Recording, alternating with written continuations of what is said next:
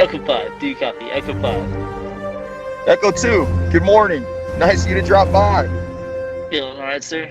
Thought we lost you. Right now, I feel like I can take on this whole podcast myself. I know what you mean. Ready to send that transmission to Echo Base? Yes, sir. R10, patch through.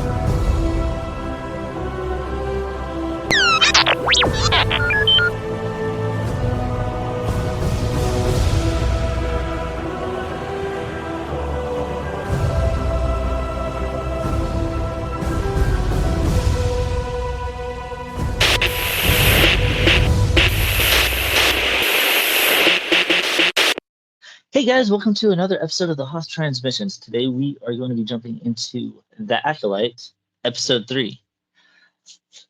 This one's going to be a fun one, guys. We're going to get into just kind of reviewing the episode. We're going to kind of talk about what we liked about it and then just kind of go from there. So, Sam being the most positive one, I'm going to go ahead and let you start.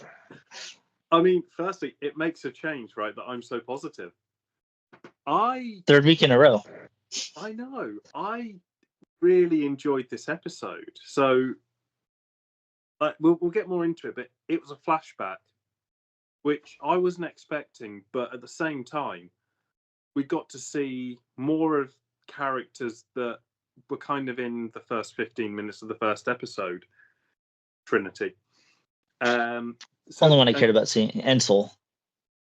Yeah. You know, so we had like slightly younger versions of those characters. We had the twins, played by actual twins this time. Okay, so, I actually didn't know that. Happy about that. I had to Google it because I could see that there was like subtle differences, but I was happy about actual twins playing the twins. The story of the sisterhood worked quite well for me because, again, it had parallels to other things that we've seen in Star Wars. The conception, in air quotes, of the twins, I quite enjoyed that. Like, not knowing the full thing, but I everything, like the visuals, the story, it just worked for me. See, that's one of the biggest issues that I had with this episode is the whole conception thing. Because as far as we know, Darth Plagueis is the one that discovered all this. And I was thinking, okay, maybe Darth Plagueis is going to learn from these witches. But they all die. Or do they? There were bodies just lying in a puddle. There's no signs of struggle. Like, I really don't understand. Like, that's one of the things I don't understand about it is, like, how did they die? Like, I don't know. We'll keep going. So one of the things that I did like about this episode was that it was a flashback. We got to see a little bit more, but there's just a lot of story issues for me on this one. And we could see that May was evil from the start, or at least had tendencies of being evil. Because, I mean, starting off at the tree, we have Oshi just sitting there using the Force, trying to play with this little butterfly creature thing. And then May comes around the corner and is like, yep, let me force it to stand still, but it's just being really mean about it. I mean, Oshi and May, to be fair, they did the same thing, though, only Oshi let the butterfly creature go. May was just there, like, holding it in one place. Mm-hmm. But again, you know, that sort of worked for me from the get-go, knowing that one of the sisters was more extreme. Yeah, had more sort of violent tendencies. I found that to be a very interesting point because we also have them growing up in the exact same environment. But when you look at their parents, you see one of the parents are really strict and very much against the free choices, and she has a role for the children in her mind that she does not want them to separate from. So for me, it was, I think, a very good also thinking point, like a discussion like nature versus nurture, because we have the two twins that are actually growing in the exact same environment, but being influenced by the different parents. And I found it actually quite interesting that we didn't get the exact same thing, and we saw that their nature was inherently different than each other, and they were pulled to the different sides of the force.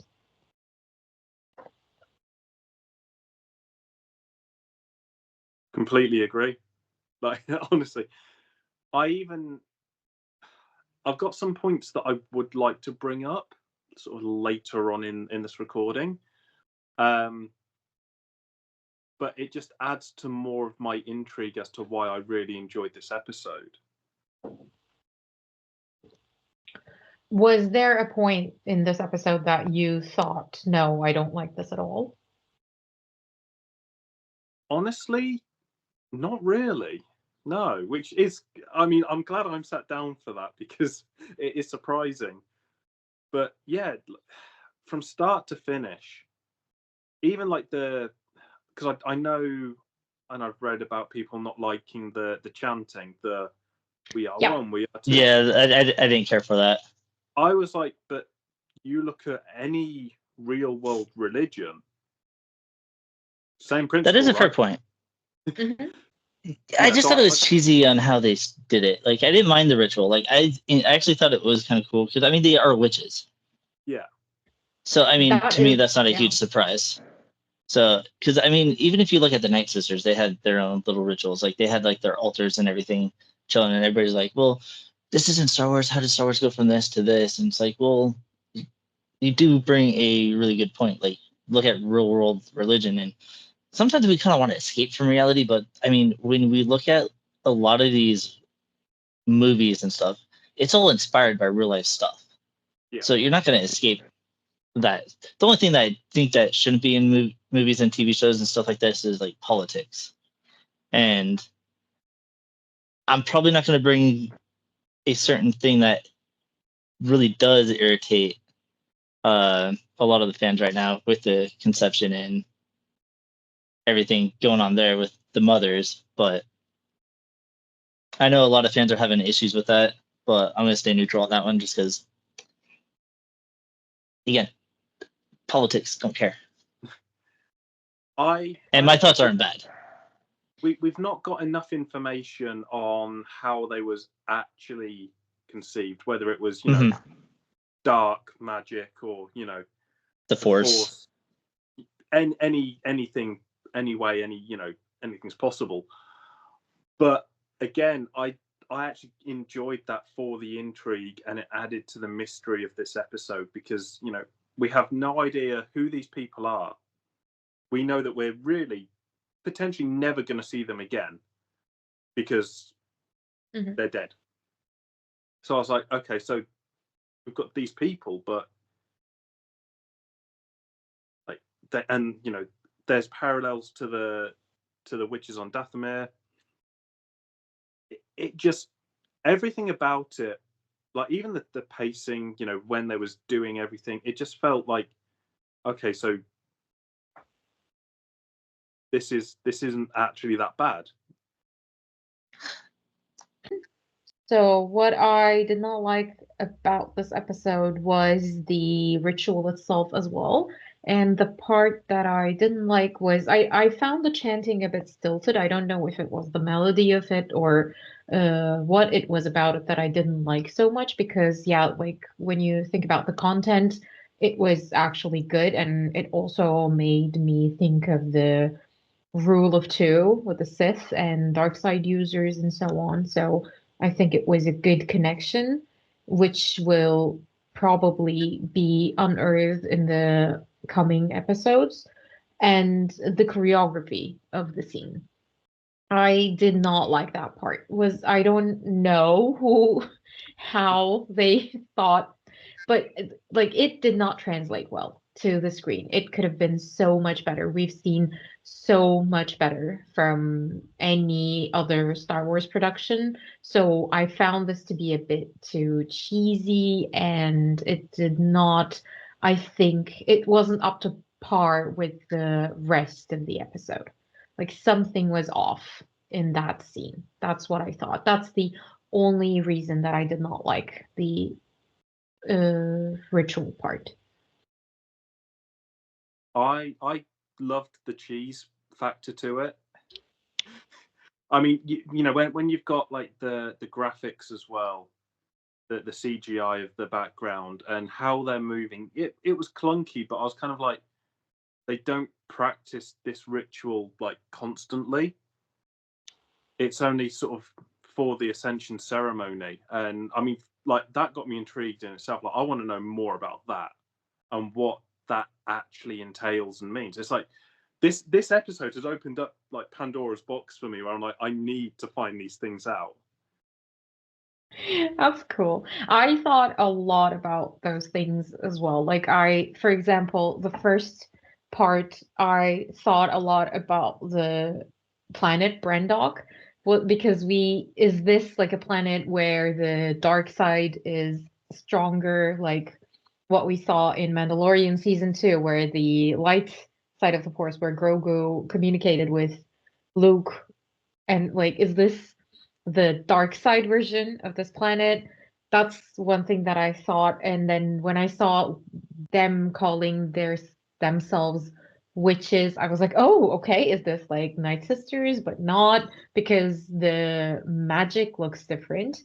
And but also the way that they refer to the Force as the thread, which is something that the Night Sisters in the Ahsoka show used a lot. So I thought we definitely need more time with this culture. We need to learn a lot more about them, especially from my side. Um, but what was I going to say? I lost my train of thought. Yay! Choo choo! It's Love when gone. that happens. Yep. Great. But I mean, Tales of the Empire introduced us on Dathomir the Mountain Sisters. So I mean, it makes sense. Like, you got a galaxy full of billions of species, or not species, but like living beings, and you have this Jedi Order. Like, by the time of the prequels, they say there's only 10,000 Jedi in the Order, which doesn't mean there's only 10,000 people in the whole galaxy that are Force sensitive, or because as we see with Ocha, she was kicked out of the temple at a young age because she had the Force, but she wasn't strong enough with it. So they're like, okay, you can't be part of the Order. I don't think we need more witches, but I do like that the galaxy does have different cults, I would say, of the Force that are kind of like hiding in secret and really not seen by the Jedi, which that raises another point. These sisters are running away. Why do they feel threatened by the Jedi? Why do they hate the Jedi so much?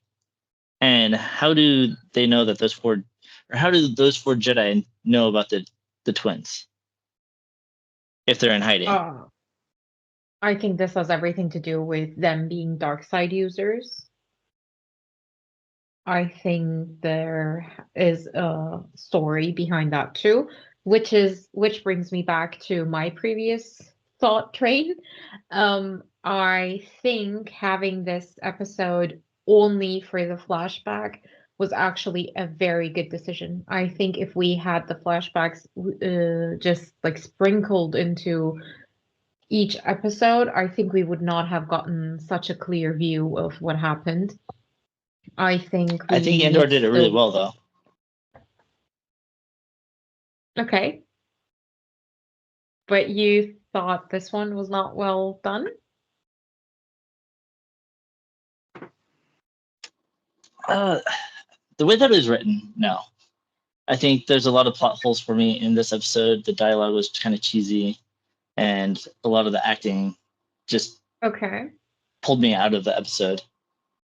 Okay, my question is, do you think there really are plot holes within this episode, or are the plot holes things that are going to actually affect and also coming from the things that you've already known about the Star Wars universe, like the conception and so on? Are those the things that you So refer for to as plot first holes? first plot hole for me was that they said that there were 4 Jedi stationed on this planet, but it seems like they just showed up and left within a matter of days. So I think by them saying that they're stationed there, it was kind of a wrong choice of words for them in the previous Did 2 they say episodes. stationed? Yeah, I don't think they said stationed because they are not a part of the Republic. Can the Jedi station Jedi outside of the Republic borders? well, see, that's the thing. That's where I see like one of the first plot holes is that they said that there's 4 Jedi that were on this planet. Yeah, I I'm don't pretty think sure. they used the word stationed. I'm gonna have to go back on it, and then I might have to correct myself on it. But Well, from the indication that they gave on the on episode 2 was that there's 4 Jedi that were stationed there, and May has this vendetta against them for whatever reason. And that's the other thing. It's like the Jedi really didn't do anything, Okay, so I don't know why they hate them so much. on that front, and that kind of ties in with one of my things for sort of later on. So they knew that the Jedi were there for more than a couple of days because the twins.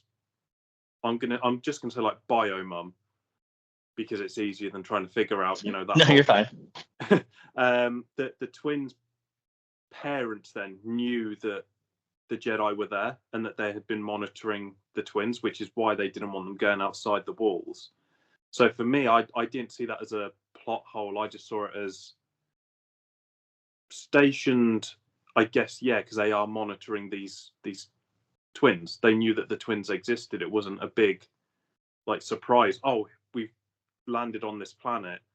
There are these twins that are force sensitive by miraculous miracle that we found them. It's not like Phantom Menace where they land on Tatooine and find Anakin by sheer fluke. It came across like they knew that these twins were there for a while. I guess stationed there might also mean on a mission. Well, I do know from the comics that the Jedi do get stationed in different places because I know Yeah, during that's Order 66. for sure. Because I know But Darth Vader went after a Jedi that was stationed and wasn't even with any clones, so he survived and had no idea about Order 66. And then Vader comes, kills him, takes his lightsaber because he was doing like some kind of research mission or on a certain yeah, planet, and he's so. I mean, there are Jedi planets outside of Coruscant, so being stationed is not out of the realm of possibility. What I'm just saying is that their word stationed here might mean something else. And also, we're talking about the future characters referring to the past with that word. So that is also something we might need to consider. It may not be 100% accurate. And I think that's one of the problems that I have with like the show is just like poor writing and dialogue, and they have poor choice of words that don't match up with the story they're trying to tell. If that makes sense. Star Wars is historically known for being spot on with words and scripts. Okay, this Sorry. is a little bit worse than the normal Star Wars inconsistencies. Come on, it's not worse than sand. Nothing is worse than sand. I'd rather hear Anakin say that on replay for hours. Wow, you really hated this. Not hate, just dislike. Like, I'm still gonna stick it out. I'm Strongly. still gonna watch the rest of it, but So you mentioned like other plot holes for you. Yeah. I'm intrigued to sort of know what they are, because I've got theories on the ending or the bit just before the ending, and I've got one question on that actually, which before I forget it I'll ask it. When they're all on the ship heading back to Coruscant, did anyone else notice that Torben had a scar on his face at that point, or was bleeding, like something had happened? I actually didn't notice that. I don't know whether it was just my mind playing tricks on me because I wanted to see it, but because he was in the background of the shot, it just looked like there was something there, and I'm kind of wondering. I can pull it up real quick while you're Yeah, talking. that's what I'm doing too. If I've just made it up, then I've made it up completely. But I'm wondering though, because the Jedi were there, did May and the Jedi being there just be a sheer coincidence in the way that everything blew up and everyone died? Because May set fire to a book, but the whole the whole place went up in flames. Like the generator blew up, and I know that. And I have to say, how does stone catch on fire and spread like that? That was an issue for me. Yeah, that was my. Kevin didn't was make sense to watching it me. with me as well.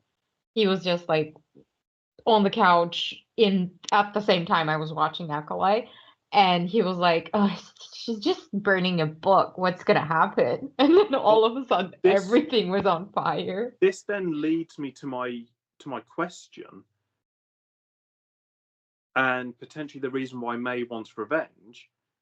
Did the Jedi cause the fire to kidnap the kids? Like, did they do more of the damage? And if so, then it drew me in even further. I doubt it.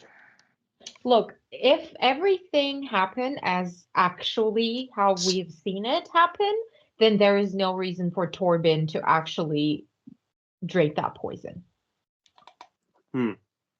There is, and speaking of Torben, something sketchy going on. Speaking of Torben, though, I don't know if you guys recognized him, young Tommen from Game of Thrones. Mm-hmm. Thank God he looks like himself. That the beard, that I hope that never comes back. Never. Yeah, ever that was really bad. And really bad. And it shows that he's actually a human, because I know last episode we had questions about his eye and him being some type of alien. This one, he looked completely normal. Yeah. It was just horribly done. Prosthetics, whatever. Facial hair, it was really bad. Maybe they're trying to bring Shaggy into Star Wars. They already did that. And, well, it's not considered canon, though, sadly.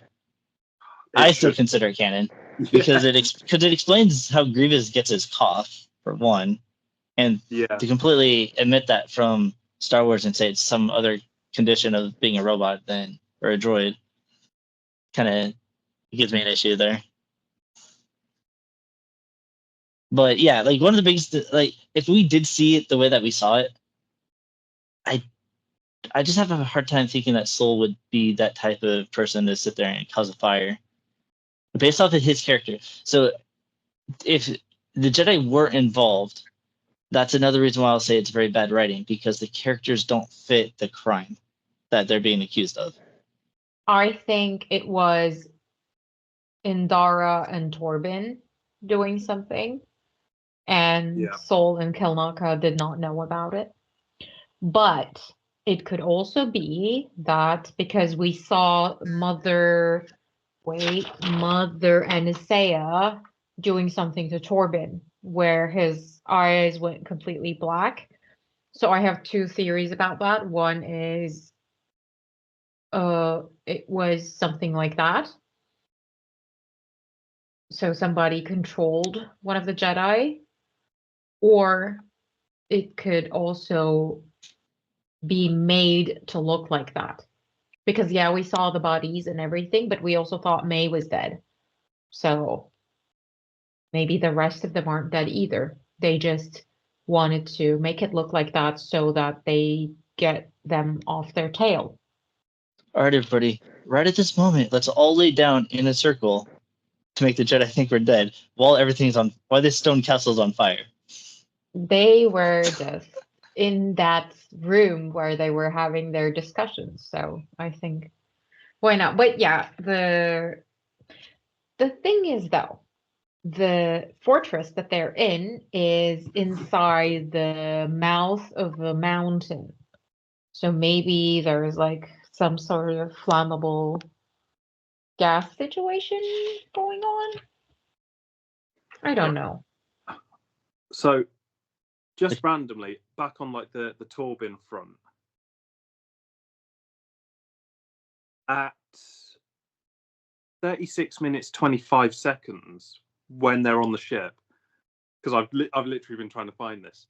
His eye, the one closest to facing the screen, looks like it has been cut. I don't know. Something looks off about it. Like there was a fight. And it's blurred out. Yeah. Okay, then for sure, Torbin was under the effect of something, and one of the Jedi tried to stop him and gave him that scar. Or the And Jedi that did might- it as an after effect. That might also explain because Torbin was under control, but he was the one who actually made the fire spread and actually killed all of those people. That would explain the guilt and hence the poison. Yeah. So this brings a theory to me, and it's probably not going to be it, but I think this would be better writing for it. Would be that they actually did that because, like, the mother, she's like, no, we're not going to fight the Jedi. We're going to be completely like neutral. Like, we'll let them test them. Like, they were completely compliant with everything. And the mother was going to let Osha leave. It was May that was causing all the chaos and havoc, and that other weird looking crazy alien lady. Didn't like her either. She was really annoying. Oh, too extreme. She was just a Zabrak lady, like Darth Maul. Just a little crazy though. Okay. So was Her Darth name is Cora. She's an adult May, is what I'll say. But a little bit more controlled because she did take May out of there when May was freaking out when Osha's like, yeah, I want to be a Jedi. It's like, okay. But what was I going to say? I lost my train of thought on that one. Oh, yeah. So this is why I'm saying, like, character writing just doesn't match up for me, because you got the mother who's saying, yeah, we're going to be neutral. We don't want to fight them. We just want to live peacefully. Kind of the light side version of this Night Sisters, even though they do practice, like, I don't think there's such thing as dark side or light side on the Force. I think it's just all about morals and how you're using it. So I'm not going to say they're using dark side magic. But I wonder if the witches were doing it out of self-defense, thinking that the Jedi started the fire when it was May. And that's what caused the whole contention between the two. It's like neither side was the one that started anything. It was May that started the fire. And both sides thought something was going on. So maybe the witches attacked the Jedi thinking they started the fire, and the Jedi was just defending themselves. And I don't know what May believes, because May fell into that pit of fire, comes out of it with no damage to her at all, because we see her in that one scene by the tree looking for Osha. So I don't know what she thinks she saw of the Jedi or anything like that, because she knows she was the one that started the fire, not the Jedi. Or does she know more than we've seen? Could be. I mean, there's still 5 more episodes, so hopefully these questions are answered.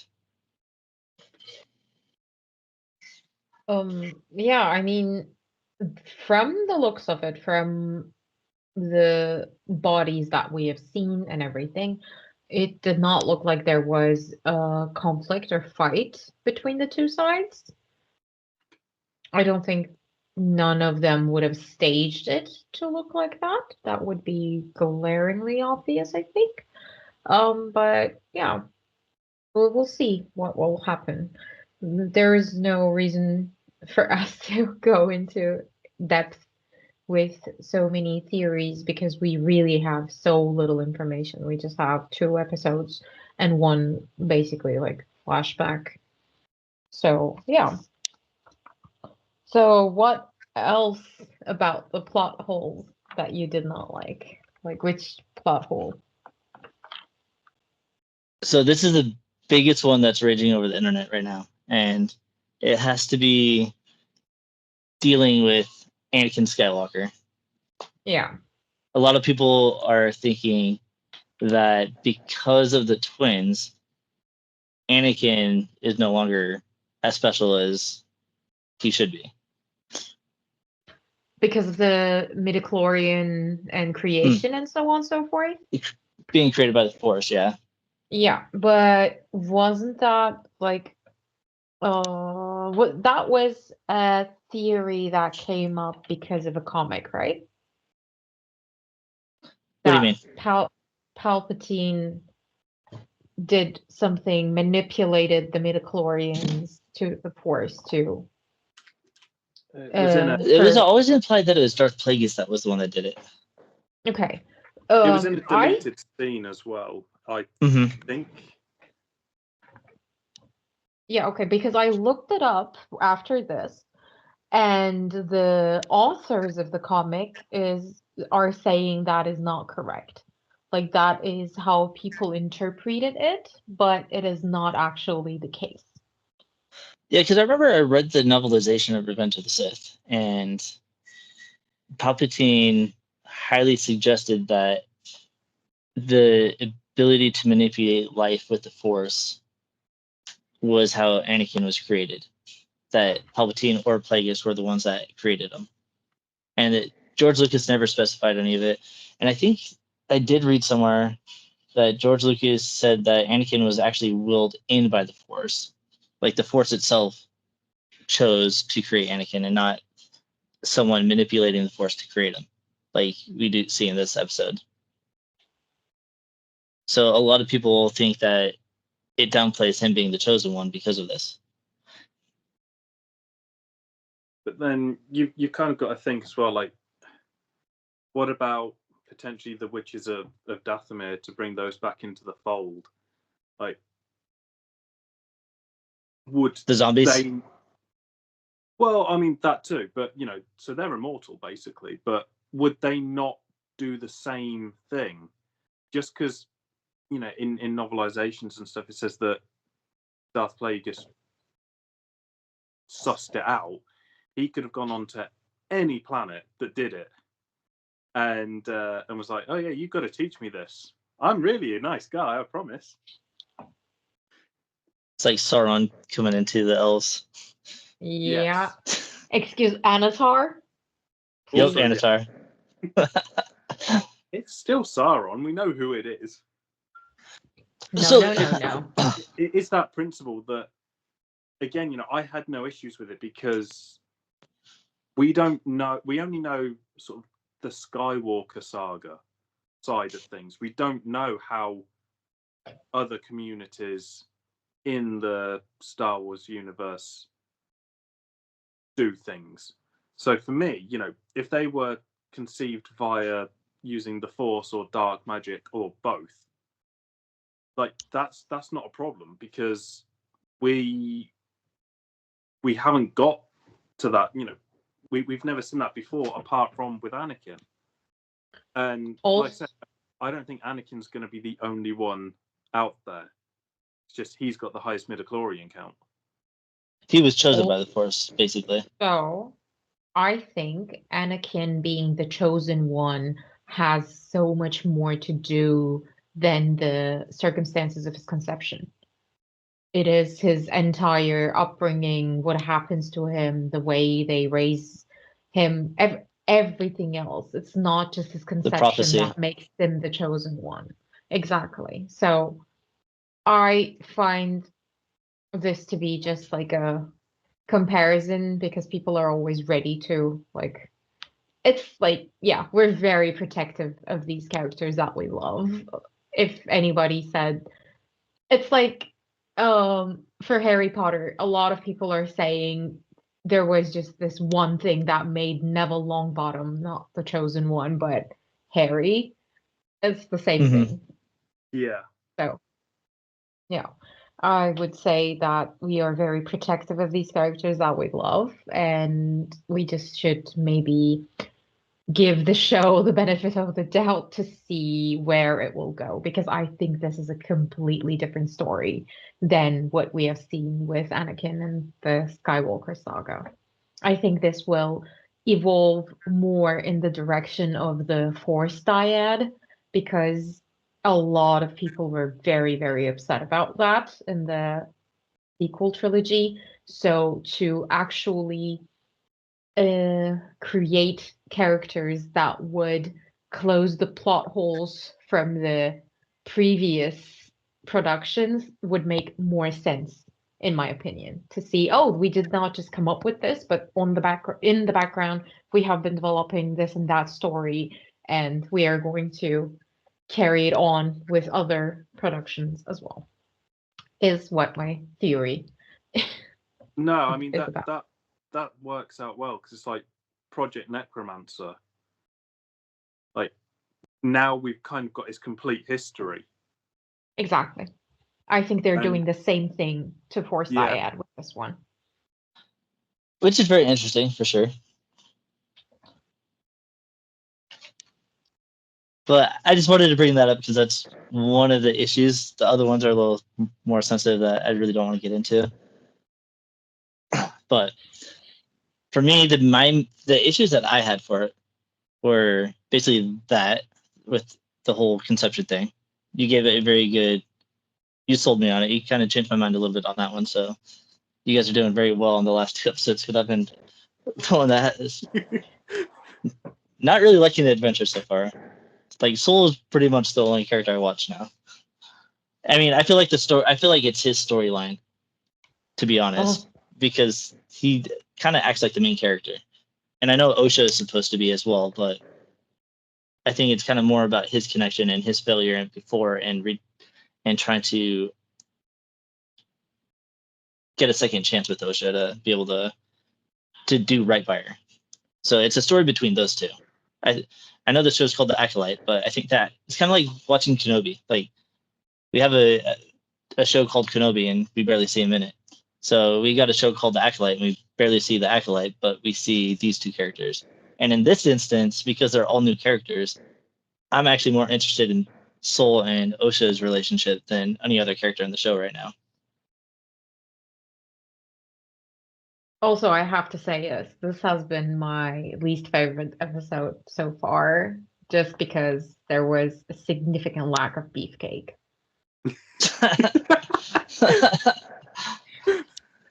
I'm just gonna say this. Lighten the mood. Well, I know the first episode I was kind of like neutral about, and then the second episode redeemed itself, and it was a lot of fun. This one I just felt kind of just didn't hold the momentum that I thought the show was going to start bringing, and so I kind of just felt really bored with this episode.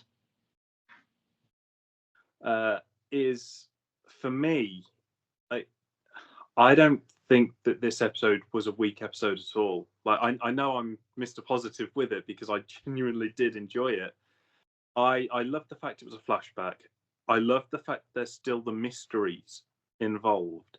And I know like we're here to sort of analyze and discuss the episodes, but like for me, it felt like Star Wars, but not Star Wars. But again, it's because we've only really had the Skywalker saga as like the main thing. So to have something that's 100 years before that, I mean, I was on the fence when it was announced it was 100 years before, but 3 episodes in, and I'm like, you know what, I can't wait for the next one. I'm enjoying it. I wanted them to push back further than just 100 years, but like I said, like watching based off of the first 2 episodes, I already mentioned, like you get to see the arrogance of the Jedi and kind of see their downfall into politics and them losing a lot of their connection to the Force, like they try to do, because having a witch cult like this, maybe like the Night Sisters were hidden so well as well, and I want to see like some Force abilities that we haven't really seen before. And that's why I wanted them to push back further than 100 years, because I feel within these 100 years things are being forgotten about the Force. Like until we get to Qui-Gon, Qui-Gon's like, oh yeah, the prophecies. Oh yeah, looking into the future, it's not as dark side as the Council saying it is. And he's like, yeah, there's a lot of things that are locked up in the Jedi archives that we're not even allowed to look at, and it just becomes forgotten. Yeah, I mean, I'm loving how sort of deceptive the Jedi are. Are they though? Well, this episode kind of brings it out even further with like Torben mysteriously getting the scar on his face at the end of the episode. I'd never noticed that, and you've got me really intrigued on that. So we're gonna see more flashbacks that are probably gonna explain a little bit more of the issues that I have. I mean, we have done a few shows and we have done many episodes, but never have we ever discussed the morals of the Jedi as much as we discussed it in this show. Yeah. So it's just on that part, I think it's done really, really well, because that's also what keeps me on the fence about this, because I, of course, want to believe in the good of the Jedi, because, I mean, except for Anakin, I understand now in hindsight, also as an adult, I am like, oh, wow, all of these things were very sketchy. So, I am very I've questioned the morals of the happy. Jedi since the prequels. Yeah, I mean, Yeah, you summed it up very though, Mark, happy. because you said like the Jedi had all this knowledge and they locked it away in the archives. Like, if you're meant to be training younglings, you want them to be well versed in all aspects, but they hide the best information to themselves, like for the higher ups. If that doesn't Next, only something's wrong, council members can get into the archives.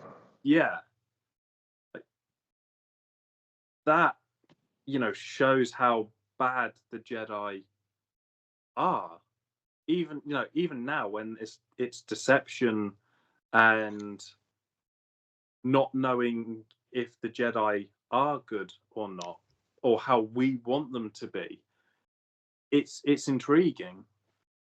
But it is a show, I think, that is like perfectly going to demonstrate the start of the downfall of the Jedi, but they are already at a very bad place.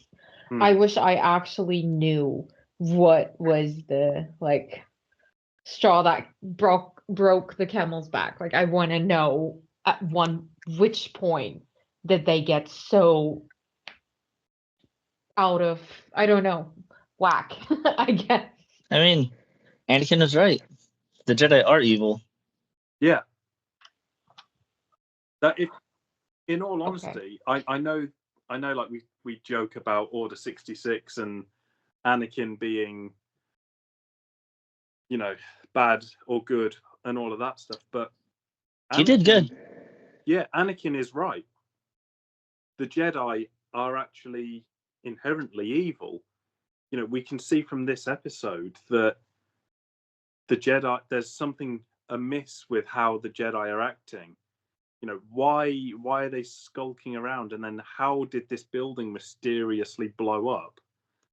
Like, how can we go from something amiss to inherently evil? Don't we have a bill? And like, so far, I don't see the deception of the Jedi yet. Absolute.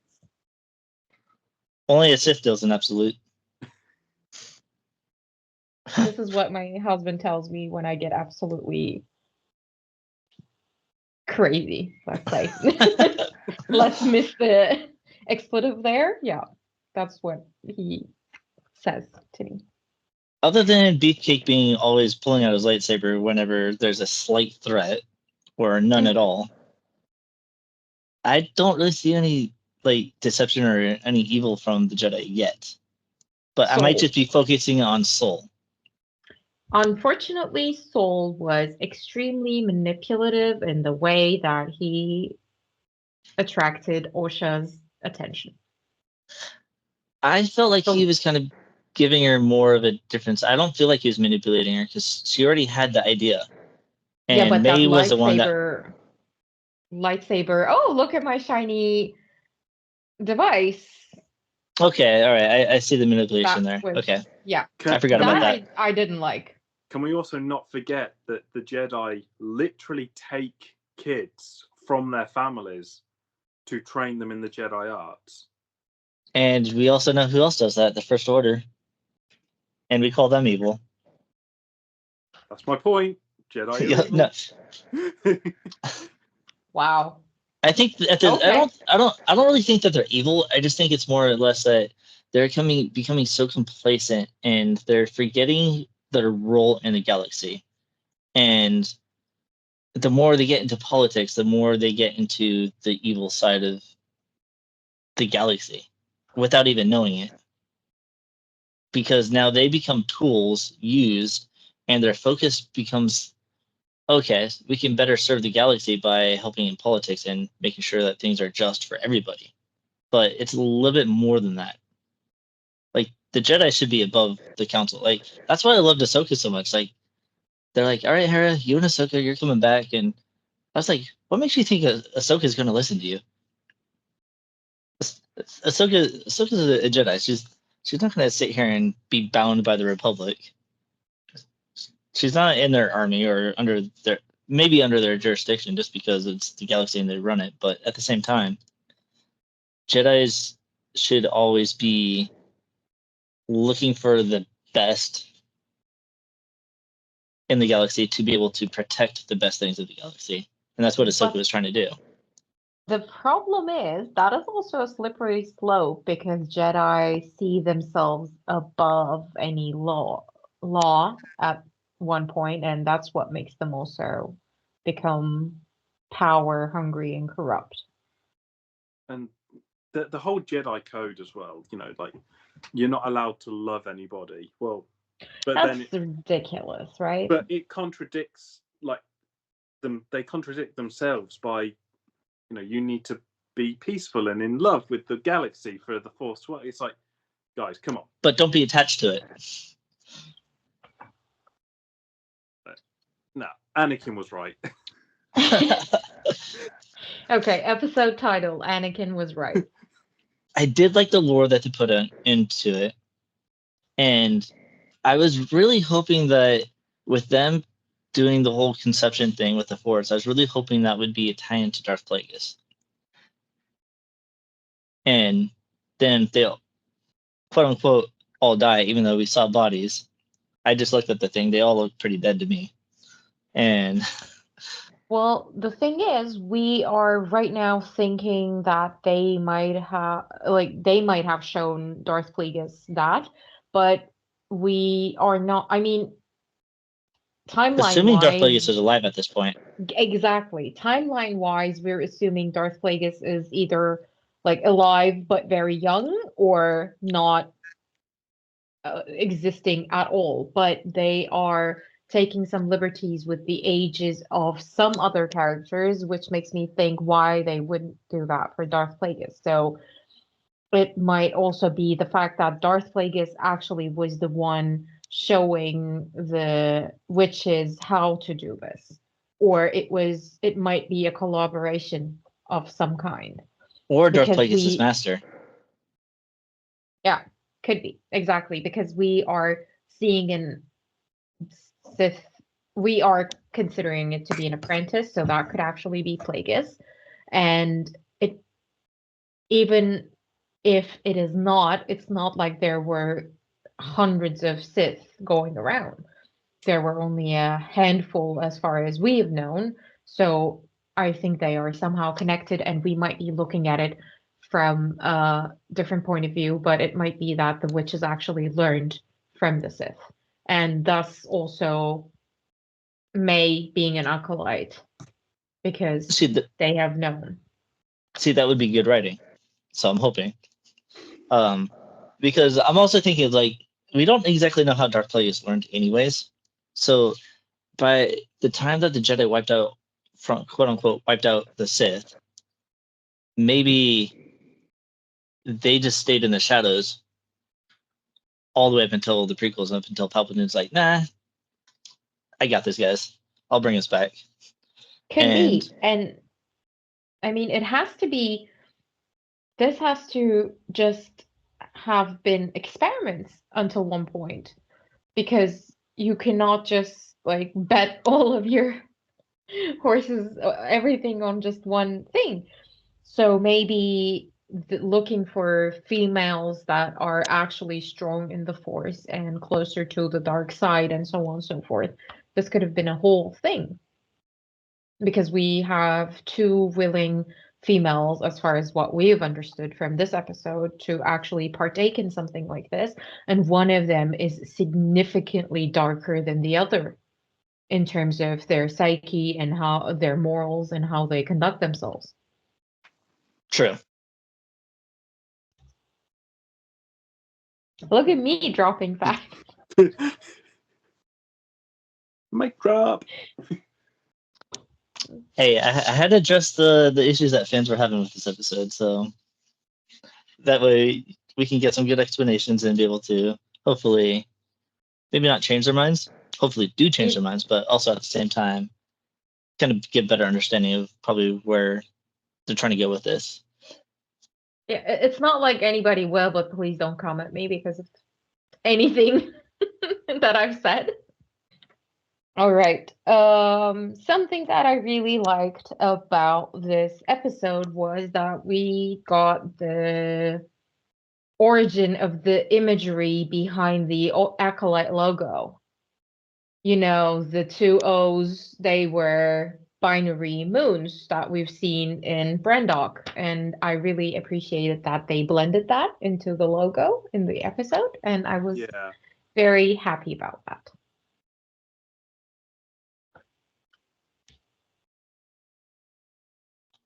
That was a really cool addition that they did. That, I'm gonna also, since you also mentioned that, like, I don't understand like this show. Like, sometimes they do really good with scenery and CGI, and then they do terribly. And I think Sam will agree with me on this one. That one alien mother that was sitting in and all of a sudden got up. That was some really bad CGI right there.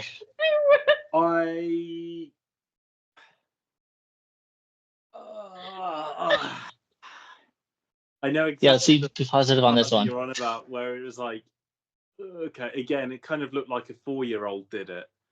Yeah. Did it take me out of the episode? Not really. No, it didn't. Wasn't in it for that long, but it was kind of like almost unfinished or unrefined. It was a self-made Halloween mask. That was not CGI. It was very bad. Like, I cannot believe that would be. Last thing I heard was Halloween mask. Good. That's the point. I mean, the thing is, I took it as like if you look at a real world elderly woman, they're not going to be looking the best. We don't know really what species this elderly alien is, so I was like, it's a bit clunky, but I'm gonna let it slide. I mean, considering the amount of quality that is in these shows, these episodes, I think it's easy to kind of just like, okay, well, it's just another thing. Yeah, but they're not doing right. But based off these 3 episodes so far, guys, like, I'd rather watch The Last Jedi. I mean, there's nothing wrong with that, because again, I'm actually somewhat positive about The Last Jedi. Mm-hmm. That is actually true. I know. I am when it comes to visuals, but we'll get more into that when we cover it. But I mean, as a Star Wars series that isn't the Bad Batch, because we all know how I feel about the Bad Batch, and if we don't, we'll find out. It's not a bad one. Like, I'm enjoying the fact it's not related to the Skywalker saga in any way, shape, or form. obviously, we've got The Mandalorian, which is set between the two trilogies. To me, that could just be included in the Skywalker saga. I mean, the fact that Luke is in it as well kind of adds to that. So to have something completely new in a new time zone, for me, it's like I'm there for it. It's like I'm not. If it gets worse, I'll hold my hands up and say, okay, this progressively got worse. If the quality stays the same, minus some of the dodgy CGI by a 4-year-old at times, I'm all good for it. For me, it largely depends on where the story goes. At the moment, I am quite enjoying it. And if it actually manages to explain some of the things that we found nonsensical in the sequel trilogy, it is going to be a win for me. If they can tie everything up nicely by the end of the series, I'll be okay with it. I just wish that Disney would just step it up a little bit and go a little bit darker. Like when I mentioned it before, like they say the Acolyte, I was like, okay, cool, we get a view from the Sith side, but we just have some Acolyte running around that has some humanity in her and still light side, but just doing bad things because of whatever reason she feels betrayed or something or misunderstood by the Jedi or something.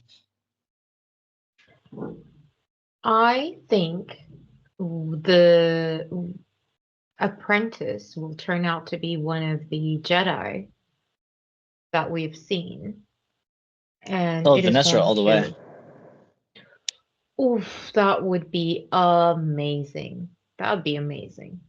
Because I don't like her at all. Her vibes are completely off. Something is off with her. Yeah. It's just no. Like, props to the actress. I hate her so much. Yeah, if you can hate a character based off of how well they act on the character, because I actually think Vanessa actually is one of the few characters in the show that doesn't really do too much of bad acting. Wow. Like who's the worst? I'm gonna, as far as up to these 3 episodes, the younger twins. Oh, but they're young. Yeah, I know. I'm not gonna hold that against them because they are young. But it's the same thing when I say about the prequels. Like, I love the prequels, trust me, but the dialogue and how they're directed comes off super cheesy and kind of lame. And that's kind of how I felt. I feel like a lot of the dialogue has been off and written terribly, that this is the best they can do with it. Look, when you said it like this, the part in the show, this episode, the one part that I hated the most is the twins bickering behind Mother Anastaea's back. And like, no, you pay attention there. I was like, just stop. Somebody say stop. But is that because because of your profession being sort of related to... Sam, I'm not a teacher, and I found that very cringy and very bad writing. So I just thought... Also, I don't teach children. I teach She's a professor. like 20-year-old people. Hey, they still bicker too. Before it all went pear-shaped. So like kids, I don't know what it's like in where you guys are from, but I know over here, kids bicker. Like, if they're being told to concentrate, I know I was like that when I was a kid. So like, I could see the parallels to like my childhood there, being told, don't be annoying. Like, siblings will fight. I totally get that, but I feel like it was very forced. I hated the way it was done. Like It then has those nothing to do with the reality of children. I hated the way it was done. yeah, I like their whole relationship. I felt like the way it was written felt way too forced to make them want to be different from each other. Like, how To does be fair, Osha though, like how does Osha know about the Jedi anyways? If that's they're a good trying to point. hide, That's and a how good does she know point. so much of how does she know so much about him to want to be one of them before they even show up and hand her a lightsaber? Because they're not hiding that well. No, I genuinely think like that they're not hiding as well as they should be, or as well as. I think the thing is, and it's part of the intrigue for this episode for me, is that there's so much more like that we need to find out, and I think as the season progresses, we will find out what exactly happened, and it ties in again with like why May wants revenge on them. I'm also very curious of if the Jedi are the enemy, kind of like enemies to the Brendok sisters, then why does Osha want to join them so bad if the Jedi are being treated as enemies? And I could see why the sisters would feel betrayed by that. It's like, oh yeah, these are enemies, so you just want to go join them and then come kill us later.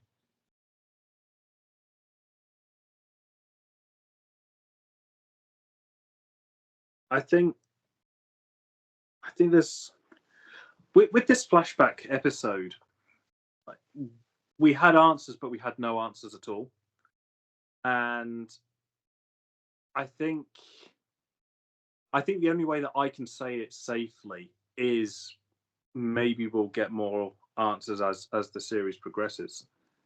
And I mean, I'm genuinely hoping we do. Sam would make a great elf. And how did we come to this point? An elf will never give you an answer. They'll give you both. Yeah, Sam's recent personality, yes. Very much He on doesn't point. answer. He doesn't answer the question. He just dances around it. Gives us two different Yep. answers, and I'm yeah. Just yeah. I mean, it's not a bad thing. I love the elves in Lord of the Rings, so it's a good thing. But I mean, I thought it was funny. The thing is, it's like really, and to sort of play on the I'm an elf thing now, is because we are only 3 episodes in, and they are the first 2 were sort of linear. The third one was a flashback. There are no answers to give apart from the what ifs. Also, it still only counts as 1. I just had to throw the Gimli quote in because. Oh, wow, we are all over the place. Yes, we are. Yeah, this is gonna be a fun one to edit for sure.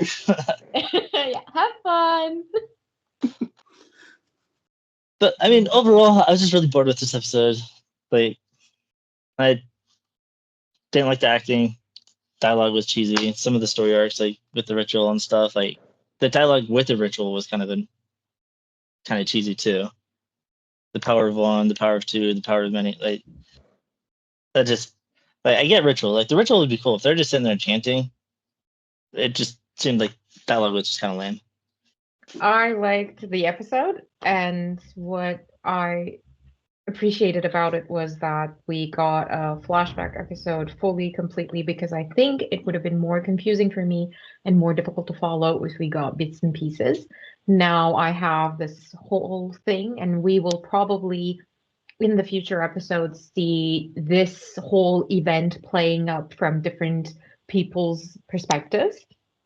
And that's how I think, Yeah. like, if it was me, I think that's the best way to go with this because we Mhm. know from Osha's perspective how things happened, and there is a chance that we will see it from other perspectives, which will, I think, Torbin's is going to be very interesting if we actually get one. If indeed what Sam caught is correct and Yeah, there that's a good is catch. a I didn't see scar. that.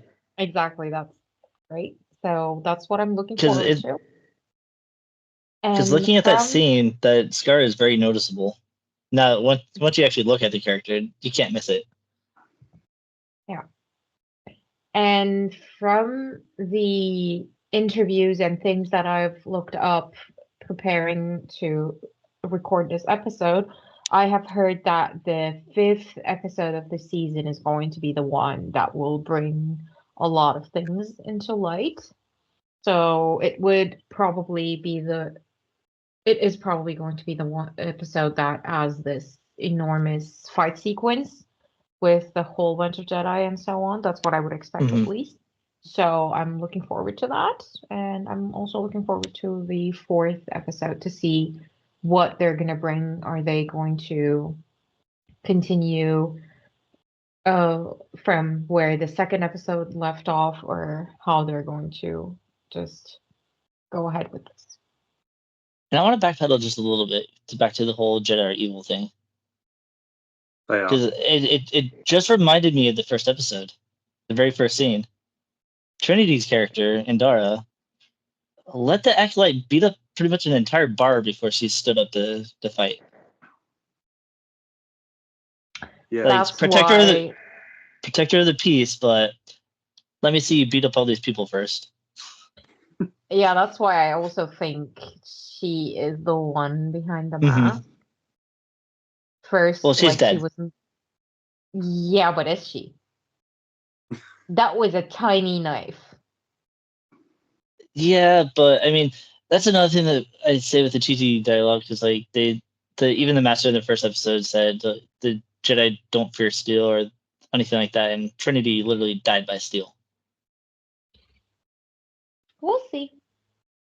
My money is on either Trinity or Torben behind that mask. Well, Torben drank poison; he's dead too. You don't really have a character like, from the same actress that did Trinity, that is quite a big-ish name in the sci-fi world because of the Matrix, and just to sideline her for 15 minutes in the first episode and bits of episode 3, I think there's something else there. Maybe it is going to be more flashbacks, or maybe she is the one that's pulling the strings. Is she dead by a small knife? Probably. Potentially. I mean, would it be a waste of her character if she is dead? Yes. But it was a small knife. I want to look up how much money did these actors get, and I'm sure I'll get the answer to my question if Carrie-Anne Moss is the big bad or not, according to that. I think so too. I think Carrie-Anne Moss is way too big of an actor to be just doing this on the side. Yeah. Especially after recently having done Matrix 4. But if you love Star Wars and you just want to be in it, you would take a small role just to be in it. Yeah, but not when you're Carrie-Anne Moss. I guess that's fair. But I know like Liam Neeson said he'll come back anytime, and he only had a small part in Kenobi. Oh, But I mean, he Right. was also big in the movies too. So I mean, He's also done Yeah. a lot of voiceover work in the animated series. Yeah. So Also, like, I mean, it's Qui-Gon. yeah. So yeah, that's the Acolyte. So very, very interesting episode. Definitely interested to see where the direction of the next 2 episodes go, or the rest of the season goes. So we got the next episode coming out this Wednesday. So be excited, guys.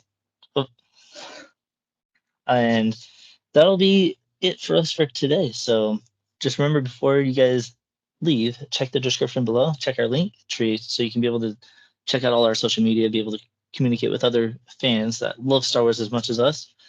And also be able to check out our storefront where you can be able to check entertainmentearth.com, find a bunch of cool collectibles from Black Series and tons of other cool stuff too. And also our t-shirt line down on Teespring to be able to see some really cool designs that we've come up with. So until next time, guys, may the Force be with you. Always.